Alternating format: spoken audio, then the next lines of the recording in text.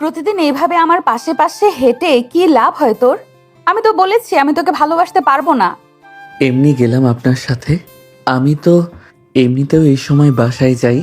আমার কোচিং শেষ হয় এই সময়। মিথ্যা বলা কবে থেকে শিখলি আবির? আমি জানি সন্ধ্যার সময় তোর কোচিং শেষ হয়ে যায়। রুবেল স্যারের কাছে পড়িস না তুই? হুম। কি? কালকে থেকে যেন আর এখানে দাঁড়িয়ে থাকতে না দেখি। কেন? আমি কি আপনার কোনো ক্ষতি করেছি? আপনি প্রতিদিন রাত 10টার সময় এই নির্জন রাস্তা দিয়ে একা একা হেঁটে যান। যদি কেউ আপনার কোনো ক্ষতি করে? ও তাই? তা এখন যদি কেউ আসে তাহলে তুই আমাকে সেভ করতে পারবি? তোর নিজের চেহারা আয়নায় দেখেছিস কখনো? আমি না হয় ওদের মারতে পারবো না, কিন্তু আপনাকে তো ওদের মার খাওয়া থেকে বাঁচাতে পারবো। আমি ওদের সামনে পড়ে যাব, আর এই সুযোগে আপনি চলে যাবেন। কেন এমন উদারতা দেখানোর মানে কি? আমার জন্য নিজের জীবন দিতে হবে কেন? আমি তো তোকে ভালোবাসি না। সে আপনি নাই বাঁচতে পারেন, আমি তো আর আপনাকে জোর করছি না আমাকে ভালোবাসার জন্য। আমি তো ভালোবাসি, আমি আমার দায়িত্ব পালন করব। হয়েছে, যা, এখন আমার বাসায় এসে গেছে। আচ্ছা ঠিক আছে, সাবধানে যান, আর গিয়ে ঠিক মতো খাওয়া দাওয়া করে শুয়ে পড়বেন। তুই গেলি এখান থেকে? আবির মুচকি হেসে চলে গেল। নিশি দ্রুত বাসায় ঢুকে গেল। নিশি বাসায় প্রবেশ করতেই ওর বোন ইরা বলল, কিরে আপু, আবির চলে গেছে? আবিরকে কই পেলি? ইস, আমি মনে হয় জানি না। আমি প্রতিদিন তোমাকে বাসায় দিয়ে যাই। যা শর্ত, আমি অনেক ক্লান্ত। তোর এসব আজগুবি কথা ভালো লাগছে না। ওদিকে আবির বাসায় প্রবেশ করতেই ওর মা রাগী গলায় বলল, এত রাত করে বাসায় আসার মানে কি আবির? এখন দেখছি এটা তোমার অভ্যাসে পরিণত হয়েছে, আর তুমি ওকে কিছু বলো না কেন? আবিরের বাবা রায়হান মির্জা ল্যাপটপে চোখ রেখে ছেলেকে জিজ্ঞাসা করলেন, কি রে, মায়ের কথা শুনিস না কেন? আর তোকে বলে বে কি লাভ? কতবার বললাম ভার্সিটিতে উঠেছিস, এবার আমার সাথে একটু অফিসে আয়। ব্যবসা না শিখলে আমি মরলে এসব কে সামলাবে? তোর আচরণ দেখে মনে হয় আমি এসব বাইরের লোকের জন্য করছি। বাবা দুজনের কাছ থেকে এমন কথা শুনে আবির অসহায় চোখে নিজের ফুপির দিকে তাকালো। আয়েশা মির্জা ভাতিজার এমন অসহায় চেহারা দেখে এগিয়ে আসলেন। এরপর আবিরকে বুকে জড়িয়ে নিয়ে বললেন, তোমাদের কি খেয়ে দেয়ে কোনো কাজ নেই? সুযোগ পেলেই বাচ্চাটাকে কথা শোনাও। ওর বয়স কত যে ও ব্যবসা সামলাবে?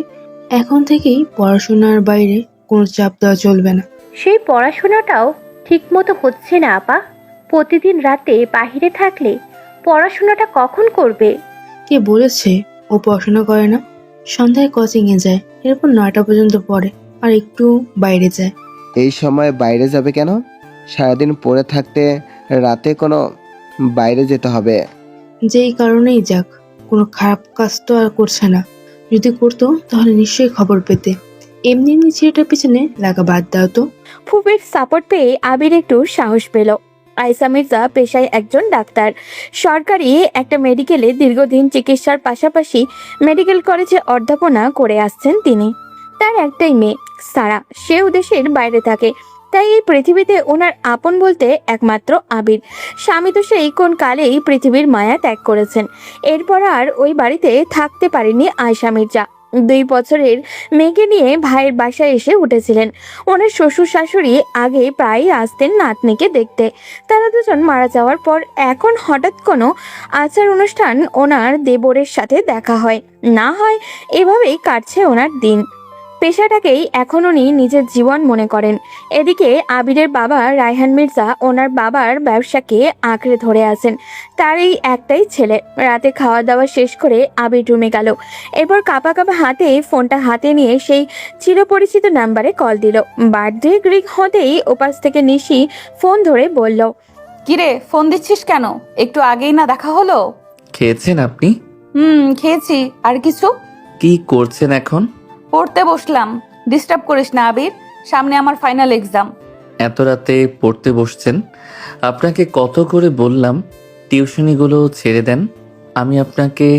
ফোন রাখবি নাকি আমি রেখে দিব? আবির আর কিছু বলল না, ফোনটা রেখে দিল। নিশি মেডিকেলের স্টুডেন্ট, ফাইনাল ইয়ার চলছে তার। আবির বুঝে না মেয়েটা এত চাপ কিভাবে সামলায়। সকালে ক্লাস, তারপর আবারও হসপিটালে ডিউটি শেষ করে সন্ধ্যার পর থেকে টিউশনি করায়। অবশ্য না করে যাবেই বা কোথায়, ওর যে বাবা নামক মানুষটাই নেই। নিশিকে নিজের পড়াশোনার পাশাপাশি পরিবারটাও চালাতে হয়। মেডিকেলে চান্স পাওয়ার বছর খানেক পরই ওর বাবা ক্যান্সার আক্রান্ত হয়ে মারা যান। ওই সময় ওদের বাড়ি বাদে যা বিষয় আসার সম্পত্তি ছিল সব বিক্রি করে বাবার চিকিৎসার খরচ করেছে, কিন্তু তবু মৃত্যু নামক চিরসত্যি জিনিসটার হাত থেকে রক্ষা হয়নি। এরপর থেকে নিশি একাই পুরো পরিবারের হাল ধরেছে। আবির এসব ভাবতে ভাবতে ঘুমিয়ে গেল। পরদিন সকালে নিশি উঠেই ক্লাসে চলে গেল। ক্লাস শেষ করে যখন বাইরে আসলো তখন প্রায় দুপুর 2:30। এই সময় বাসায় খেতে গেলে হসপিটালে আসা সম্ভব নয়, তাই না খেয়ে ডিউটিতে চলে গেল। নিশি ডক্টরের সাথে ওয়ার্ড ভিজিট শেষ করে যখন কেবিনে এসে প্রবেশ করলো তখন হঠাৎই খেয়াল করলো হাস্যোজ্জ্বল মুখে আবির আগে থেকেই ওর চেয়ারে বসে সাদা অ্যাপ্রনটা নিজের গায়ে জড়িয়ে বসে আছে। নিশি কিছুক্ষণ ভ্রু কুচকে ছেলেটার দিকে তাকালো, এরপর ভিতরে ঢুকতে ঢুকতে জিজ্ঞাসা করলো, কিরে, তুই এই সময় এখানে কি করিস? না, মানে ফুপির সাথে দেখা করতে আসছিলাম। দেখলাম আপনিও এখানে আছেন, তাই ভাবলাম আপনার সাথেও দেখা করে যাই। ভার্সিটি যাসনি আজকে? গিয়েছিলাম তো, ক্লাস শেষ করে মাত্র আসলাম। তাহলে এখানে কেন? বাসায় যা, ম্যামের সাথে দেখা করেছিস তো? একটা জিনিস এনেছিলাম আপনার জন্য, যদি রাগ না করেন তাহলে দেখাতাম। কি জলদি দেখিয়ে বিদায় হ। আবির কাঁপা কাঁপা হাতে নিজের পায়ের কাছ থেকে একটা টিফিন বক্স বের করলো। নিশি সেটা দেখে জিজ্ঞাসা করলো, এটা আবার কি? জানেন, আম্মু আজ সেই মজা করে গরুর মাংস রান্না করেছিল। ভাবলাম আম্মু রান্না আপনাকে টেস্ট করাই, তাই আপনার জন্য নিয়ে আসলাম। দরকার নেই, আন্টির রান্না ভালো এটা আমি জানি। আর তুই বাসায় না গেলে এটা কিভাবে পেলি? আবির নিজের কথার চালে নিজেই ফেসে গেল। নিশি এবার কিছুটা রাগ দেখিয়ে ওর দিকে এগিয়ে গেল। তা দেখে আবির নিশির চেয়ার ছেড়ে উঠে দাঁড়ালো। নিশি বিরক্তি নিয়ে বলল, দেখ আবির, এবার কিন্তু বেশি হয়ে যাচ্ছে। তুই জেনে শুনে ভুল পথে আগাচ্ছিস। আমি কিন্তু এবার বাধ্য হব ম্যাম অথবা আন্টির কাছে তোর নামে বিচার দিতে। আবির মন খারাপ করলো, কিছুটা সরে এসে একটা চেয়ারে বসলো। এরপর মাথা নিচু করে বলল, ও ক্লাস শেষ করে বের হওয়ার পর ইরার সাথে দেখা হয়েছিল।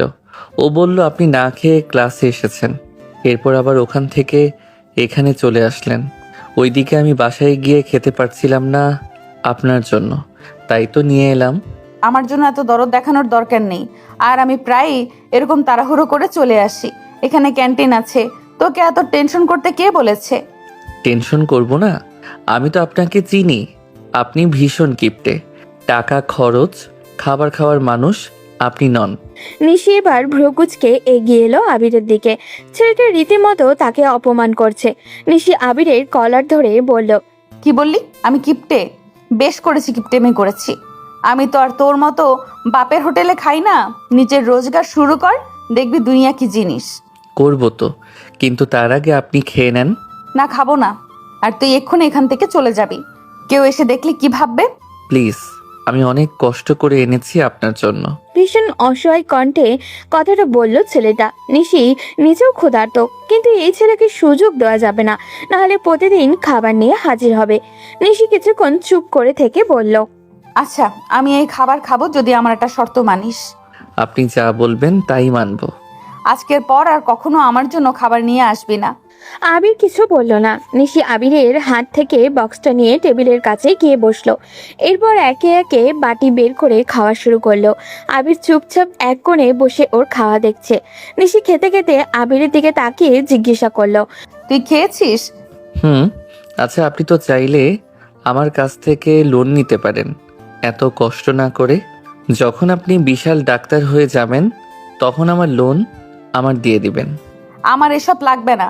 আর ডাক্তার হলেই যে টাকার বস্তা ঘরে চলে আসবে এরকম কিছুই না। প্রতি বছর আমার মতো কয়েকশো ডাক্তার পাশ করে বের হয়, কিন্তু সবাই কি আর নাম করতে পারে? হাতে গোনা 2-1 বাদে সবার জীবনই অভাবে কাটে। কিন্তু আপনি হবেন, আমার কথা মিলিয়ে নিন। আপনি একদিন এই দেশের সেরা ডাক্তার হবেন, তখন আমার কথা মনে করবেন। আমি হয়তো আপনার মতো এত নাম করতে পারবো না। কথাটা বলার সময় আবিরের মুখের উজ্জ্বলতা দেখে নিশি কিছুটা থমকে গেল। এই ছেলে এমন কেন? নিশি ছেলেটাকে ভালোবাসে না, এই কথা বলে দিয়েছিল আজ থেকে প্রায় আর 7-8 মাস আগেই, কিন্তু এরপরেও ছেলেটা ওর পিছু ছাড়েনি। নিশি অনেকবার চেষ্টা করেছে অপমান করে ফিরিয়ে দিতে, কিন্তু এই ছেলের এইসব গায়ে লাগে না। সে আর কখনো নিশির কাছে ভালোবাসার দাবি করেনি, অথচ নীরবে নিশির প্রত্যেকটা কাজে কোনো না কোনোভাবে এই ছেলে জড়িয়ে থাকে।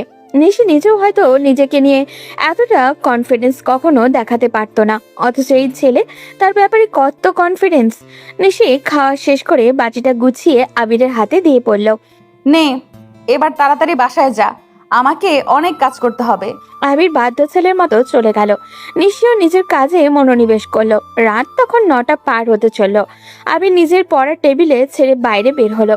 আজ 8টা মাস ধরে এটাই তার রুটিন। বাসা পেরিয়ে গলির মুখে আসতেই নীরব আর রাফির সাথে দেখা। আবিরকে দেখে ওরা দুজন কিছুটা হেসে বলল, এই যে চলে এসেছে প্রেমিক পুরুষ। আচ্ছা ভাই, তুই এত বেহায়া কেন বলতো? তুইও না রাফি, বন্ধু আমার বডিগার্ডের চাকরি নিছে তাই না? ধুর, মজা করিস না। তোরা এই সময় এখানে কেন? আমাদের আর কি কাজ, আড্ডা দিতে আসছিলাম। এখন চা খেয়ে বাসা চলে যাবো। তুই খাবি নাকি? মামা, আর একটা চা দিয়েন তো। আবির ওদের পাশে গিয়ে বসলো। ওরা বন্ধু মহলে ব্যাপারটা নিয়ে বেশ হাসি তামাশা হয়, কিন্তু আবিরের সব গায়ে লাগে না। সে নিজের মতো করে নিজের কাজ করেই যাচ্ছে। চাওয়ালা আবিরের চায়ের কাপ এগিয়ে দিল। আবির চায়ের কাপটা হাতে নিয়ে রাফিকে বলল, রাফি, তোর ভাইয়ের কি অবস্থা এখন? ভালো দোস্ত, এখনো নিজে একটু একটু হাঁটতে পারে। আমি বলেছিলাম না, অপারেশন করলে ওর পা ঠিক হয়ে যাবে। এরকম অনেকেরই এক পা একটু বাঁকা থাকে।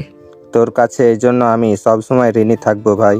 তোর আব্বু আর ফুপি যদি হেল্প না করতো তাহলে আমার ভাইটা হয়তো সারা জীবন এভাবেই হুইল চেয়ারে কাটাতো। আরে ধুর বেটা, এসব আল্লাহর ইচ্ছে। তিনজন মিলে বেশ কিছুক্ষণ আড্ডা দিল। হঠাৎই নীরব আবিরকে ধাক্কা দিয়ে বলল, ওই যে তোর ম্যাডাম এদিকে আসছে, যা ডিউটি শুরু কর। তুই সবসময় শুধু মজা করিস, যা বাসায় যা। বলে আবির উঠে গিয়ে নিশির দিকে এগিয়ে গেল। নিশি গলিতে ঢোকার সময় আবিরকে না দেখে ভেবেছিল হয়তো এই প্রথম ছেলেটা আসবে না, কিন্তু 2 পা এগোতেই ওকে দেখে বিরক্ত হয়ে তাকালো। আবির চুপচাপ ওর পিছন পিছন হাঁটতে লাগলো। নিশি কিছু একটা নিয়ে চিন্তিত, সেটা ওর চেহারা দেখে বোঝা যাচ্ছে। তাই আবির কিছু জিজ্ঞাসা করলো না। পুরোটা পথ দুজন নিশ্চুপ থাকলো। রাতেও আবির আর কল করলো না নিশিকে, সাহস করে উঠতে পারলো না সে। পরদিন সকালে ভার্সিটিতে গিয়েই আবির ইরাকে খুঁজতে লাগলো। ওকে পেলেই সব প্রশ্নের উত্তর পাওয়া যাবে। খুঁজতে খুঁজতে পেয়েও গেল ইরাকে। সে ক্যাম্পাসের এক কোণে মন খারাপ করে বসে আছে। আবির গিয়ে ইরার পাশে বসতেই ইরা ওকে দেখে হালকা হাসার চেষ্টা করলো। আবির আস্তে আস্তে জিজ্ঞাসা করলো, ইরা, আমার তোর সাথে কিছু কথা ছিল। বল, শুনছি। আচ্ছা, তোদের বাড়িতে কি কিছু হয়েছে? কালকে ওনাকেও দেখলাম কিছু নিয়ে চিন্তিত, আবার আজকে তোরও দেখছি মন খারাপ। না, তেমন কিছু না, এমনি। ইরা, আমি তো তোর ফ্রেন্ড, প্লিজ বল না, আমার খুব টেনশন হচ্ছে। ইরা বলতে চাইছিল না। আবির বারবার জোর করতে লাগলো।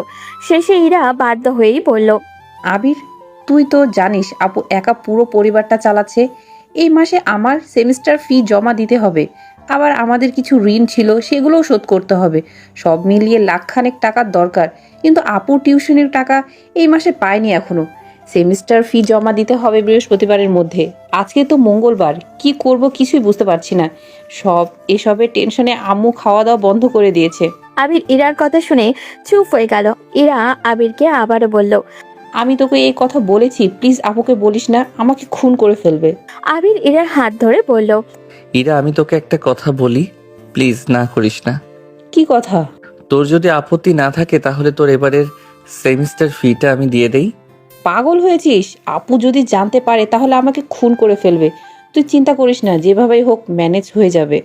ইরা প্লিজ, আমি ফ্রেন্ড হিসেবে তোকে ধার দিলাম, পরে তুই কোনো একদিন আমাকে সেটা ফেরত দিয়ে দিস। আপাতত ওনার উপর বেশি চাপ হয়ে যাচ্ছে। ইরা কি করবে ভেবে পাচ্ছিল না। ওদিকে আবির জোর করতে লাগলো ইরাকে। ইরা এক সময় বাধ্য হয়ে রাজি হলো। আবিরকে নিয়ে টাকাটা জমা দিয়ে বেরিয়ে আসলো। ওদিকে সন্ধ্যায় ডিউটি শেষ করে নিশি পড়াতে গেল। আজকে টাকাটা দেওয়ার কথা ছিল, তাই নিশি বারবার এদিক ওদিক তাকাতে লাগলেন। একটু পর মেয়েটার মা এসে নিশির সামনে দাঁড়িয়ে বলল, সরি ম্যাম, আসলে তোমার বাবার এখনো স্যালারি হয়নি। আমি বলেছিলাম আজ আপনাকে বেতনটা দিয়ে দেব, আপনাকে আরো 2টা দিন ওয়েট করতে হবে। নিশি কি উত্তর দিবে ভেবে পাচ্ছে না। টাকাটা যে তার ভীষণ প্রয়োজন। কিছুক্ষণ চুপ থেকে সে মাথা নিচু করে বলল, ঠিক আছে আপু, অসুবিধা নেই, আপনারা সুবিধা মতোই দিয়েন। যাক বাঁচালেন আপনি, আমি খুব টেনশনে ছিলাম। ওর বাবা তো লজ্জায় আপনার সামনে আসতে চায় না। নিশি হালকা হাসার চেষ্টা করলো। এরপর এই বাসায় পড়ানো শেষ করে অন্য একটা স্টুডেন্টের বাসায় গেল। এই 2 জায়গায় পড়াই সে। ওখানে যাবার পরপরই অবশ্য ছেলেটার বাবা একটা খাম ধরিয়ে দিলেন ওর হাতে। নিশির চোখ ছলছল করে উঠল। এই 10,000 টাকাটা তার কাছে লাখ টাকা চেয়ে দামি। নিশি সবশেষে রাত 10টার দিকে যখন বাসায় ফিরছিল, প্রতিদিনের মতো আজও আবিরের সাথে দেখা। আবির ওর পাশাপাশি হাঁটতে হাঁটতে জিজ্ঞাসা করলো, ফুপির কাছে শুনলাম আপনাদের নাকি আগামী মাসে পরীক্ষা, সত্যি? আমার এত বছরের কষ্ট হয়তো এবার কিছুটা হলেও শেষ হবে। তাহলে এই সময় একটু প্রেশার কমিয়ে দিতে তো পারেন। এইসব নেই, তোকে চিন্তা করতে হবে না, আমি জানি আমার কি করতে হবে। তা অবশ্য ঠিক। ইন্টার্নশিপ তো প্রায় শেষ, তা কোথায় জয়েন করবেন, কোনো প্ল্যান আছে? আপাতত যেখানে আছি ওখানেই থাকবো, সাথে বিসিএস এর প্রস্তুতি নিব ভাবছি। ভালো সরকারি হসপিটালে চাকরির জন্য বিসিএস এর বিকল্প নেই। আর সংসারটা কখন করবেন? না, আমি বিয়ে করব না। কেন, আপনি কি মেয়ে না? হ্যাঁ, তবে অন্য মেয়েদের মতো না। এবার যা এখান থেকে, আমার মাথা খাস না। বলে নিশি তাড়াহুড়ো করে নিজের ঘরে ঢুকে গেল। আর আবির নিজের মতো বাসার দিকে হাঁটতে লাগলো। নিশি বাসায় ঢুকে ফ্রেশ হয়ে বাইরে আসলো। এরপর সেমিস্টার ফিস 14,000 টাকা ইরার দিকে এগিয়ে দিয়ে বলল, এই নে, কালকে সকালে ভার্সিটিতে গিয়ে আগে টাকাটা জমা দিয়ে দিবি, এমনিতেই লেট হয়ে গেছে। ইরা একবার ওর মায়ের দিকে তাকালো। এরপর কাপা কাপা গলায় বলল, আপু টাকাটা লাগবে না, আমি টাকা জমা দিয়ে ফেলেছি। নিশি চমকে উঠলো। ইরার দিকে তাকিয়ে জিজ্ঞাসা করলো, তুই টাকা কোথায় পেলি? আম্মু তুমি দিয়েছো? কই না তো, আমি টাকা কোথায় পাবো? নিশি এবার সন্দেহ হলো। সে ইরার হাত ধরে বলল, সত্যি করে বল, তুই টাকা কোথায় পেলি? আমার এক ফ্রেন্ড দিয়েছে। ওটা কি আবির? এরা চুপ হয়ে গেল। নিশির রাগ থর থর করে বাড়তে লাগলো। এরা কি বলবে ভেবে পাচ্ছে না। নিশি রাগী গলায় জিজ্ঞাসা করলো, কি হলো, কথা বলছিস না কেন? আবির টাকা দিয়েছে তাই না? সত্যি বলছি আপু, আমি টাকাটা নিতে চাইনি, ও জোর করে দিয়ে দিয়েছে, আমি বারণ করেছি ওকে। নিশি আর কিছু বললো না। সোজা রুমে গিয়ে আবিরকে কল করলো, কিন্তু সে ফোন ধরছে না। নিশি বারবার কল করতে লাগলো, কিন্তু না, কিছুতেই ফোন ধরছে না ছেলেটা। ওদিকে আবির ফোনের দিকে এক দৃষ্টিতে তাকিয়ে আছে। ও জানে নিশি বাসায় গিয়ে সবটা জেনেই ওকে কল দিচ্ছে, তাই ভয়ে আর ফোন রিসিভ করছে না। নিশি রাতে ঘুমাতে পারলো না। পরদিন সকালে আবির ব্রেকফাস্ট করতে বসেছে, তখন ওর ফুপি বলল, আবির, কালকে রেডি থাকিস, সারা আসবে। সত্যি? আমিও শুনে অনেক সারপ্রাইজ হয়েছি। কাল রাতে হঠাৎ কল দিয়ে বললো ও নাকি কাল দেশে আসছে। তাহলে তো খুব ভালো। কতদিন হলো ওকে দেখি না। ওদিকে নিশি পুরোটা দিন কোনো কাজে মনোযোগ দিতে পারলো না। ইউনিভার্সিটিতে গিয়ে আবিরকে অনেক খুঁজেছে, কিন্তু আবির আজ আসেনি। এরা বেশ টেনশন হচ্ছে, কারণ ও ওর বোনকে ভালো করেই চেনে। রাতে নিশি বাসায় ফেরার সময় নিজেই আবিরকে খুঁজতে লাগলো, কিন্তু না, ছেলেটা তো নেই এখানে। নিশি ধুমধাম পা ফেলে সামনে যেতে লাগলো। হঠাৎই খেয়াল হলো তার পেছন পেছন কেউ আসছে। নিশি খেয়াল করে বুঝলো তার থেকে কয়েক পা দূরে আস্তে আস্তে হেঁটে আসছে আবির। নিশি থেমে যেতেই পিছনে থাকা মানুষটাও থেমে গেল। নিশি রেগে আবিরের দিকে তেড়ে গেল। আবির এখনো এক জায়গাতেই একইভাবে দাঁড়িয়ে আছে। নিশি ওর কাছে গিয়ে ঠাস করে একটা থাপ্পড় বসালো। আবির গালে হাত দিয়ে মাথা নিচু করে দাঁড়িয়ে আছে। নিশি রেগে চিৎকার করে বলল, দয়া দেখাচ্ছিস আমার উপর? আমাকে কি তোর এতটাই অসহায় মনে হয়? প্লিজ আমার কথাটা। চুপ, তোর মুখ থেকে একটা কথাও শুনতে চাই না। কেন করলি এমন? আমাকে ছোট করে কি লাভ হলো তোর? আমি আপনাকে ছোট করব কেন? আমি চাই আপনার পাশে দাঁড়াতে। কেন, তুই আমার কে হোস? আমার সাথে তোর কিসের সম্পর্ক? নিজের বাবার টাকা আছে বলে আমাকে অন্তত কিনার ট্রাই করিস না?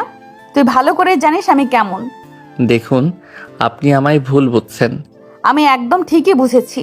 আমার দুর্বলতার সুযোগ নিয়ে আমার ফ্যামিলির পাশে দাঁড়িয়ে যদি ভেবে থাকিস তুই আমাকে পেয়ে যাবি, তাহলে বোকার স্বর্গে বাস করছিস। আমি এতদিন যখন পুরো পরিবারটা চালাতে পেরেছি, তাহলে এখনো পারবো। তোর কোনো হেল্প আমার লাগবে না। বলেই নিশি নিজের ব্যাগ থেকে টাকাগুলো বের করে আবিরের দিকে এগিয়ে দিয়ে বলল, এই নে তোর টাকা। আরেকদিন যদি আমি বা আমার ফ্যামিলির কাউকে টাকা দিয়ে কেনার ট্রাই করিস, তাহলে আমার থেকে খারাপ আর কেউ হবে না। অনেক সহ্য করেছি তোকে, এবার তুই সীমা ছাড়িয়ে যাচ্ছিস। আবির টাকাগুলো দিকে একবার তাকালো, এরপর চোখ তুলে নিশির দিকে তাকালো। নিশি রাগে লাল হয়ে আছে। আবির 2 কদম পিছনে গিয়ে বলল, ইরা আমার ফ্রেন্ড। আমি ওকে হেল্প করেছি শুধুমাত্র আমার ফ্রেন্ড হিসেবে, আপনার কোনো পরিচয় না। আপনি আমাকে পছন্দ করেন না এটা আমি জানি, কিন্তু এই টাকা আমি নিতে পারবো না। নিশি রেগে এগিয়ে গিয়ে আবারও আবিরের গালে জোরে থাপ্পড় বসালো। ফর্সা গালে পরপর 2টা থাপ্পড় পড়তে গালটা লাল হয়ে গেল। রাতের নিভু নিভু আলোয় আবির একবার তাকালো মেয়েটার দিকে, এরপর খানিকটা অভিমানী সুরে বলল, আপনি আমাকে মারেন আর যাই করেন, এই টাকা আমি নিব না।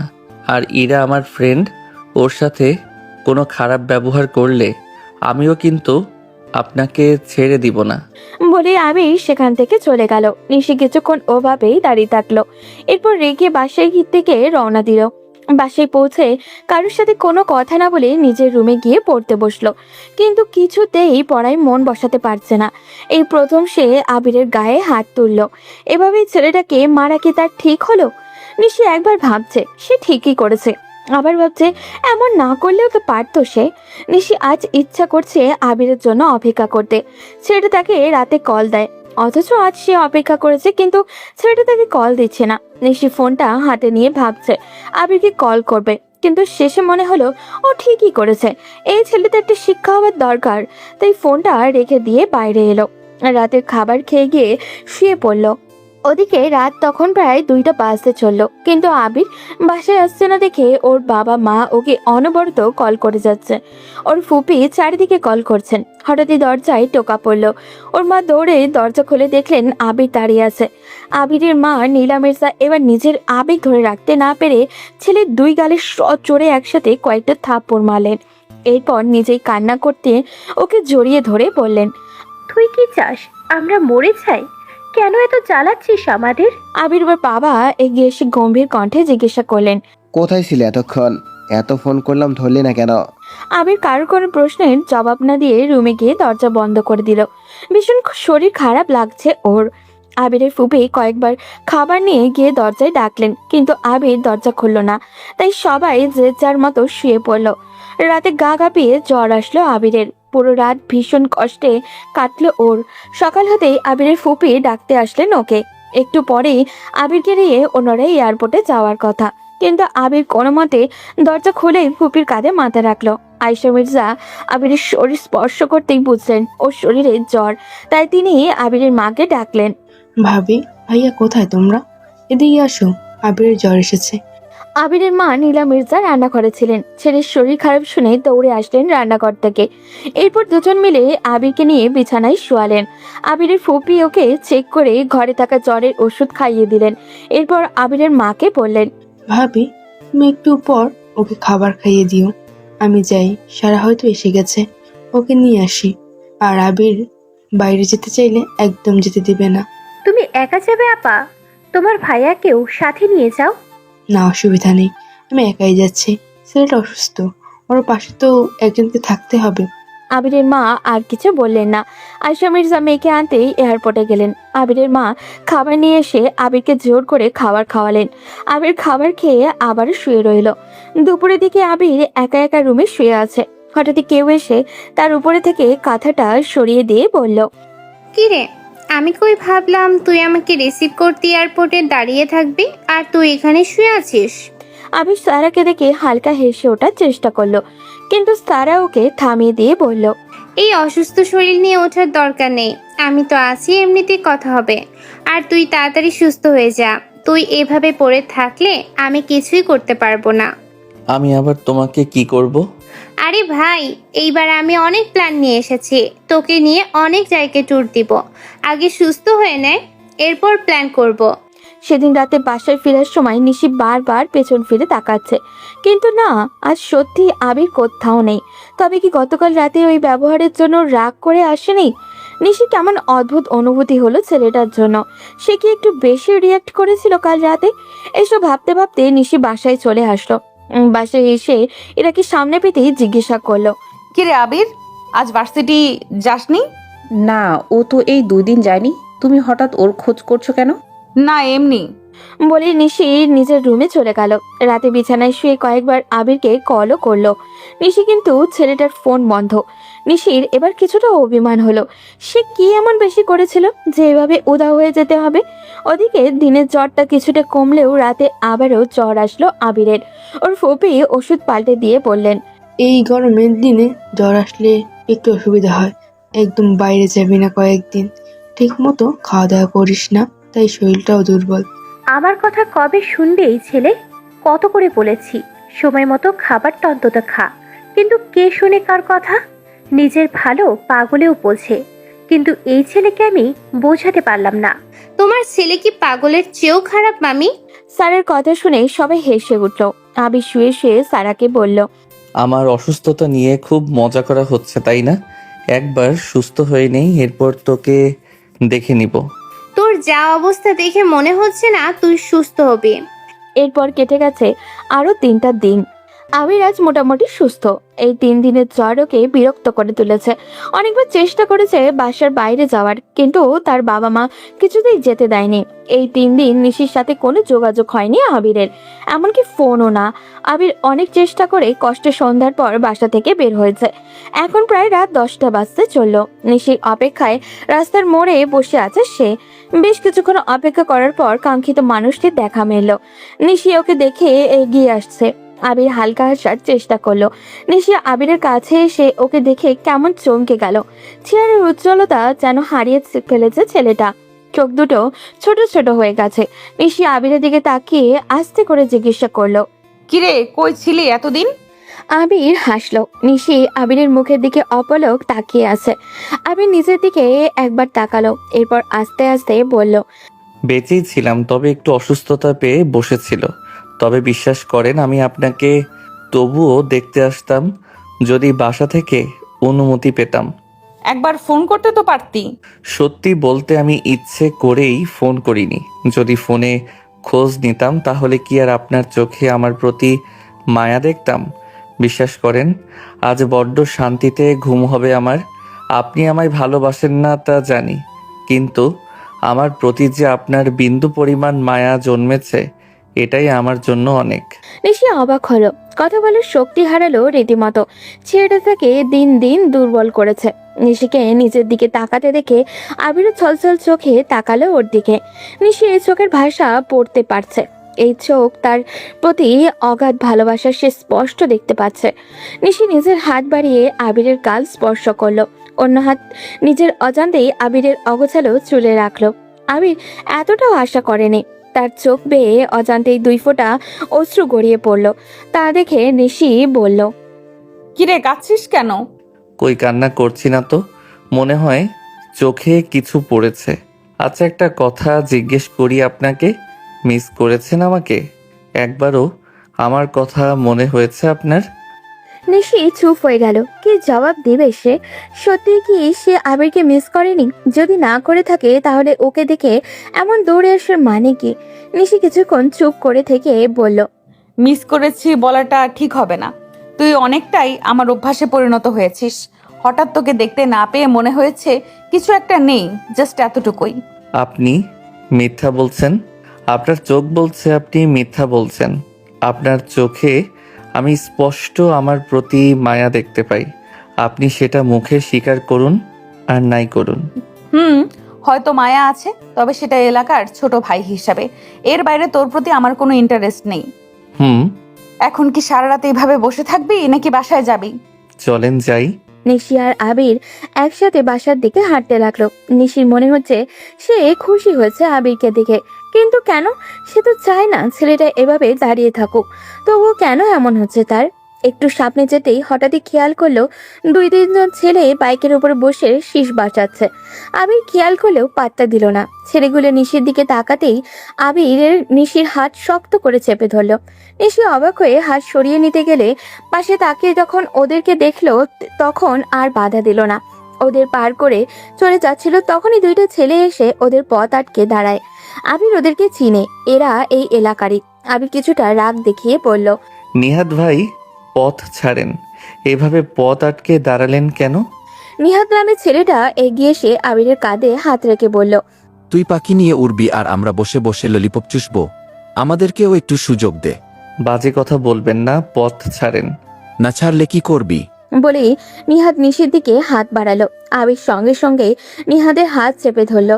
নিহাদের পাশে দাঁড়িয়ে থাকা ওর 2 বন্ধু তখন আবিরকে চেপে ধরলো। নিহাদ আবিরের কলার চেপে ধরে বলল, আমার হাত ধরার সাহস কি করে হলো তোর? দেখি আজ ওকে আমার হাত থেকে কে বাঁচায়। ভালোই ভালোই বলছি, ওনার গায়ে হাত দিবেন না, না হলে পরে আফসোস করতে হবে। আবির কথাটা শেষ করতে পারেনি তার আগেই নিহাদ সজোরে ঘুষি মারলো আবিরের মুখে। আবির নিজের সব শক্তি দিয়ে ওর হাত ছাড়ানোর চেষ্টা করলো। তাদের ধস্তাধস্তির মাঝে নিশি দৌড়ে সেখান থেকে কিছুটা সামনে এলো। চায়ের দোকানে 4-5 জন বসে আছে। নিশি তাদেরকে ডেকে নিয়ে দৌড়ে যেতে লাগলো। ওদিকে নিহাদ আর তার বন্ধুরা নিশিকে না পেয়ে আবিরকে মারতে লাগলো। আবির মাটিতে পড়ে আছে আর নিহাদ আর ওর বন্ধুরা ওকে একের পর এক লাথি মারছে। হঠাৎই এদিকে লোকজন ধাওয়া করে আসছে দেখে ওরা দ্রুত বাইকে উঠে পালিয়ে গেল। নিশি গিয়ে আবিরকে ধরলো। আবির নিশির দিকে তাকিয়ে বলল, আপনি ঠিক আছেন তো? আমি ঠিক আছি, দেখি কি অবস্থা করেছে। ওটা আমার সাথে চল। নিশি আর 2 জন ছেলে মিলে আবিরকে ধরে ওঠালো। এরপর নিশির কাঁধে ভর দিয়ে আবির যেতে লাগলো। নিশি আবিরকে বাসায় নিয়ে গেল। দরজায় নক দিতেই সারা দরজা খুলে দিল। আবিরকে নিশির কাঁধে পড়ে থাকতে দেখে জোরে জোরে ডাকতে লাগলো, আম্মু, মামি, কোথায় তোমরা? এদিকে আসো, দেখো আবিরের কি হয়েছে। আবিরের মা আর ফুপি দৌড়ে এসে আবিরের এই অবস্থা দেখে ওকে ধরে ঘরের ভিতরে নিয়ে গেল। আবিরের ফুপি নিশিকে দেখে বলল, আরে নিশি, তুমি ওকে কই পেলে? আর ওর এই অবস্থা হলো কি করে? আসলে ম্যাম, নিশি কিছু বলতে না দিয়ে আবির নিজেই বলল, ওই বন্ধুদের সাথে এমনি তর্ক করতে গিয়ে ঝগড়া লেগে গিয়েছিল, তেমন কিছু না। কি? কার সাথে মারামারি করে এসেছে? আমি কতবার না করেছি না এসব রাস্তার ছেলেদের সাথে মিশবি না। এবার হলো তো? উফ আম্মু, তেমন কিছুই হয়নি। এমনি ছোটখাটো একটা জিনিসকে এত বড় করে দেখার কি আছে? এটা ছোট্টখাট্ট বিষয়? নাক মুখ ফেটে রক্ত বের হচ্ছে, এটা ছোট্ট বিষয়? আজ তোর বাবা আসুক, আজ এর একটা বিহিত করতেই হবে। ফুপি, তুমি আম্মুকে একটু বোঝাবে? আমি নিজেই রাস্তায় পড়ে গিয়ে নাকে ব্যথা পেয়েছি। শুধু শুধু ঘরে ঝামেলা লাগাতে নিষেধ করো। হ্যাঁ, আমি তো সব ঝামেলা লাগাই। ঠিক আছে, তোর যা ইচ্ছা কর, আমি আর তোর ব্যাপারে কথা বলবো না। বলে আবিরের মা রাগ করে সেখান থেকে চলে গেলেন। আবিরের ফুপিয়ে সেই মুখ পরিষ্কার করে দিয়ে ওষুধ লাগিয়ে দিলেন। এরপর সোফায় বসে আবিরের মাথায় হাত বুলিয়ে দিতে দিতে বললেন, মায়ের সাথে এভাবে কথা বলতে নেই বাবা। ও তোমার মা, তোমাকে নিয়ে চিন্তা করে বলেই এত কথা শোনায়। চোখের সামনে নিজের ছেলেকে রক্তাক্ত দেখলে কোনো মাই ঠিক থাকতে পারে না। আবির কিছু না বলে মাথা নিচু করে বসে রইল। ওদিকে নিশি এতক্ষণ চুপচাপ দাঁড়িয়ে সব কিছু দেখছিল। সে এবার আবিরের ফুপির দিকে তাকিয়ে বলল, ম্যাম, আমার দেরি হয়ে যাচ্ছে, আমি তাহলে চলে যাই। ওহ আচ্ছা, ঠিক আছে, সাবধানে যেও। আর তোমাকে অনেক ধন্যবাদ ওকে বাড়িতে নিয়ে আসার জন্য। নিশি হালকা হাসার চেষ্টা করে বাড়ির পথে রওনা হলো। পুরোটা রাস্তা সে আবিরকে নিয়ে ভাবলো। সেটা দিন দিন তার প্রতি আসক্ত হচ্ছে, এটা নিশি ভালো করেই বুঝতে পারছে। অথচ তার কি করার আছে? সে তো বুঝিয়েছে, অপমান করেছে, কত ভাবে চেষ্টা করেছে, কিন্তু এই ছেলে এইসবের তোয়াক্কাই করে না। নিশি বাসায় পৌঁছাতেই ওর মা বলল, কি রে মা, এত দেরি হলো যে? আমরা কতক্ষণ ধরে অপেক্ষা করছি। আর বলো না মা, রাস্তায় একটু ঝামেলা হয়েছিল, ওইটা শেষ করে আসতে আসতে একটু দেরি হয়ে গেল। কেন, কি হয়েছে? আর বলো না, রাস্তার কয়েকটা বখাটে ছেলে আমাকে ডিস্টার্ব করতে এসেছিল, তখন আবির ওদের সাথে ঝামেলা লাগিয়ে ফেলেছে। ওরা আমাকে ধরতে না পেরে আবিরকে মেরে পালিয়েছে। কি সত্যি আপু? আবিরের এখন কি অবস্থা? বাসায় দিয়ে এসেছি, কয়েকটা জায়গায় কেটে গেছে। বলে নিশি নিজের রুমে চলে গেল। পরদিন সকাল সকাল আবির ভার্সিটিতে এসে হাজির। বাসায় এই নিয়ে ঝগড়া করে এসেছে, কেউ তাকে বাইরে আসতে দিবে না, কিন্তু তার এইসবে কিছু যায় আসে না। তার এখন একটাই টার্গেট, রিভেঞ্জ নিতে হবে। আবির আগে থেকেই ওর বন্ধুদের বলে রেখেছে, ওরা সবাই আসতেই আবির গত রাতের সব ঘটনা খুলে বলল ওদের। সব শুনে রাফি বলল, ওদের এত সাহস আমার বন্ধুর গায়ে হাত তোলে? চল সবাই আজ ওদের জন্মের শিক্ষা দিয়ে দিব, আর কখনো কোনো মেয়ের দিকে চোখ তুলে তাকানোর সাহস পাবে না। তাহলে দাঁড়িয়ে দেখছিস কি, চল সবাই। আবির, নীরব, রাফি আর ওদের 4-5 বন্ধু মিলে বাজারের দিকে আসতে লাগলো। এখানেই নিহাত বসে আড্ডা দেয়। বাজারে আসতেই নিহাত আর ওই ছেলে দুটোকে পেয়েও গেল। ওরা আবির আর ওর বন্ধুদের দেখে পালাতে যাবে তার আগেই দৌড়ে গিয়ে ওরা চারদিক থেকে ঘিরে ফেললো। এরপর হাতে থাকা লাঠি দিয়ে যে যেভাবে পারলে ওদেরকে পিটিয়েছে। নিহাত আর ওর বন্ধুরা আদমরা হয়ে গেছে। এরপর ওদের 3 জনকে সবাই মিলে ধরে থানায় নিয়ে গেল। এরপর পুলিশের হাতে তুলে দিয়ে সবাই বেরিয়ে এলো। নীরব বাইরে এসে বলল, দোস্ত, তোর আর তোর বউয়ের জন্য আমরা এতগুলো মানুষ কষ্ট করলাম, এবার আমাদের ট্রিট দে। সেটা আবার বলতে হয় নাকি? চল, আজ তোরা যা খাবি সব খাওয়াবো। সবাই মিলে একটা রেস্টুরেন্টে গিয়ে খেয়ে সারাদিন ঘোরাঘুরি করে বিকালে বাসায় ফিরল। ওদিকে নিশির আজ ডিউটি নেই, তাই বিকালে বাসায় আসছিল। পথে ওর বান্ধবী খুশির সাথে দেখা হলো। সকালে গত রাতের বিষয় নিয়ে খুশির সাথে গল্প করেছে নিশি। খুশি ওকে দেখে দৌড়ে এসে বলল, নিশা, কিছু জানিস? আবির আর ওর বন্ধুরা মিলে নিহাত আর ওর বন্ধুদের পিটিয়ে পুলিশের কাছে দিয়ে এসেছে। নিশি অবাক হয়ে বলল, কি বলিস? কখন, কোথায়? এই তো দুপুরে আমার আব্বু বাজারে ছিল, বাজারে ওরা কয়েকজন মিলে নিহাত আর ওর বন্ধুদের মেরে পুলিশের কাছে দিয়ে এসেছে। ওরা এখন কোথায় আছে জানিস?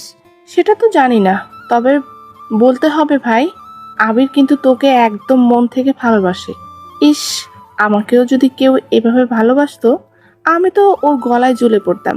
ধুর, ফাজলামি করিস না তো, যা এখন এখান থেকে। সত্যি বলছি দোস্ত, আবিরের মতো ছেলে কিন্তু তুই আর পাবি না, ওকে এভাবে অবহেলা করিস না। নিশি কোনো কথা না বলে সেখান থেকে চলে গেল। সেদিন রাতে আবিরের সাথে ওর যখন দেখা হলো, তখন নিশি কিছুটা সন্দেহ সুরে আবিরকে জিজ্ঞাসা করলো, শুনলাম তোরা সবাই মিলে নাকি নাহিদ আর ওর বন্ধুদের মেরেছিস। হ্যাঁ, মেরেছি। ওকে একটা শিক্ষা দেওয়া দরকার ছিল। তুই জানিস না ওরা রাস্তার ছেলে? ওদের সাথে ঝামেলা করতে গেলি কেন? পরে যদি আবার ঝামেলা করে? ওরা ছেলে আর আমি কি মেয়ে? ওদের কত বড় সাহস আপনার দিকে হাত বাড়িয়েছিল। আপনার দিকে যে হাত বাড়াবে তার এই অবস্থা আমি করব। নিশি মুখ চেপে হাসলো। এরপর আবিরকে খোঁচা দিয়ে বলল, হয়েছে, বেশি গুন্ডামি দেখাতে গিয়ে যেখানে সেখানে ঝামেলা বাঁধিয়ে দিস না। পরে যখন কোথায় হাত পা ভেঙে বসে থাকবি। আপনার জন্য যদি হাত পা ভেঙে পঙ্গু হয়ে যাই তাহলে বিশ্বাস করেন আমার কিচ্ছু যায় আসে না। এটাকে ভালোবাসা বলে না আবির। যে মানুষ নিজেকে ভালোবাসতে পারে না, সে কিভাবে অন্যকে ভালোবাসবে? এটা তোর জেদ, আর এত জেদ ভালো না। আপনি জানেন নিশি, মানুষ তখনই সবচেয়ে বেশি জেদ করে যখন সে ভয় পায়। আমিও ভয় পাই, ভীষণ ভয় পাই। যেদিন আপনাকে ছাড়া বাঁচার কথা ভাবি সেদিন মনে হয় বুকের ভেতরটা কেউ শূন্য করে দিয়েছে। আপনি বলছেন নিজেকে ভালোবাসতে শিখতে, আমি চেষ্টা করব। কিন্তু একটা মানুষকে নিজের জীবনের চেয়েও বেশি ভালোবেসে ফেলার পর নিজেকে আগের মতো ভালোবাসা এত সহজ নয়। আমি আপনার করুণা চাই না, জোর করে আপনার হাতও ধরতে চাই না। শুধু চাই কোনো একদিন যদি আমার কথা মনে পড়ে তখন অন্তত এইটুকু বলবেন, ছেলেটা সত্যি আমাকে খুব ভালোবাসতো। সেদিন হয়তো আমি আপনার পাশে থাকবো না, কিন্তু আমার ভালোবাসাটা ঠিকই আপনার স্মৃতিতে বেঁচে থাকবে। বড়দের মতো কথা বলছিস আবির। তুই আমার পরিস্থিতি বুঝতে চাচ্ছিস না। তোর সাথে আমার কিছু সম্ভব না। আমি তো চাই না জোর করে আপনি আমাকে ভালোবাসুন। ভালোবাসায় জোর জিনিসটাই মানায় না। আমার ভালোবাসা আমার কাছে, আমার সব অনুভূতি আমি আমাতেই সীমাবদ্ধ রাখি। আপনি শুধু আমাকে আপনার পাশে হাঁটার অনুমতিটা দিয়েন। আমি আপনার কাছে থাকতে চাই।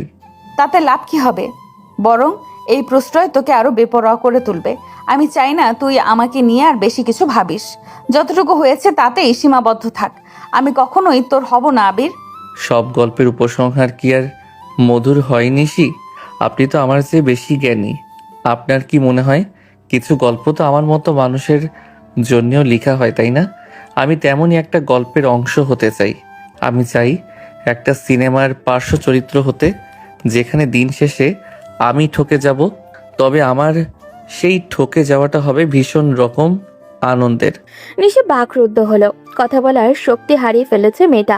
এই ছেলের প্রতি সে আস্তে আস্তে দুর্বল হচ্ছে। নিশি স্বীকার করুক আর নাই করুক, মন তো আর ওর গোলাম নয় যে ওর সব কথাই শুনতে হবে। যদি তাই হতো তাহলে নিশি কবেই আবিরের কথা ওর পরিবারের কাছে জানিয়ে দিত, কবে এই ছেলেটার নামে বিচার বসাতো। কিন্তু নিশি তা তো করেনি। তার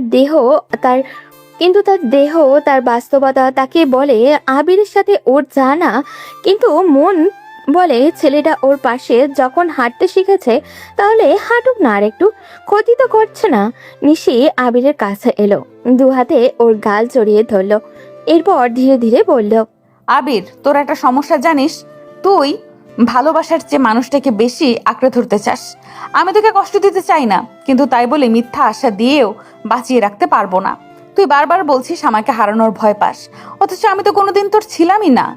যে সম্পর্কে শুরুই হয়নি সেটা হারানোর ভয় কিসের? সব অনুভূতির শেষটা এক হওয়ার জন্য হয় না আবির। কিছু অনুভূতি শুধু মানুষকে বদলে দেওয়ার জন্য আসে। হয়তো একদিন তুই বুঝবি আমাকে না পাওয়াও তোর জীবনের সবচেয়ে বড় শিক্ষা ছিল। সেদিন হয়তো আমার উপর আর কোনো অভিমান থাকবে না। সেদিন তুই শুধু নিজের জন্য বাঁচতে শিখে যাবি। আবির কেঁদে দিল। ছেলেটার জেদ নিশি জানে, কেমন বেপরোয়া এই ছেলে তা সে প্রায় শুনে ওর ম্যামের কাছ থেকে। নিশি অনেকবার নিজেও দেখেছে ওর জেদ, কিন্তু তার সামনে আসলে ছেলেটা ভীষণ আবেগিক। নিশি আবিরের চোখের জল মুছে দিল। আবির ওর থেকে কিছুটা সরে এসে বলল, আপনি আমার জীবনের প্রথম আর শেষ নারী। আমার এই জেদটা দুনিয়ার অন্য কোনো মানুষকে নিয়ে নয়, শুধু আপনাকে নিয়ে। কারণ হাজার মানুষের ভিড়ে আমার চোখ শুধু আপনাকে খোঁজে, আমার নিঃশ্বাস আপনাকে চাই। নিশি, আপনি আমার চোখের আড়াল হতে পারবেন, কিন্তু আমার মনের আড়াল হওয়া এত সহজ না। আপনি বুঝবেন, একদিন ঠিকই বুঝবেন। আমি যে ব্যথা নিয়ে প্রতিটা দিন আপনার জন্য এখানে দাঁড়াই, আপনিও সেই একই ব্যথা অনুভব করবেন। বলেই আবির চলে গেল। নিশি তার অবুঝ প্রেমিকের দিকে তাকিয়ে রইল। যতক্ষণ তাকে দেখা যায় এই জেদটা ভয় হয় নিশির। এরপর কেটে গেছে 5টা মাস। নিশি ইন্টার্নশিপ শেষ করে এখন নিয়মিত ডিউটি দিচ্ছে। নামের আগে ডক্টর শব্দটা যোগ হয়েছে। আবিরের সাথে ওর প্রতিদিনই দেখা হয়। ছেলেটা আগের মতোই আছে। এই তো কদিন আগে নিশি বার্থডে গেল। ওকে খুশি করার জন্য সে কি তীব্র প্রচেষ্টা ছেলেটার। নিশির বান্ধবীরা তো এই ছেলের কর্মকাণ্ড দেখে প্রায় হিংসা করে। এমন পাগল প্রেমিক কজনের ভাগ্যে জোটে। অথচ নিশি বিন্দু মাত্র প্রশ্রয় দেয় না ছেলেটাকে। সকাল সকাল নিশি তৈরি হচ্ছিল হসপিটালে যাওয়ার জন্য, তখন তার মা এসে বলল, আজকে যাওয়ার দরকার নেই, তোমার বড় চাচা আসবে জরুরি একটা কাজে, সাথে লোকজন আসবে।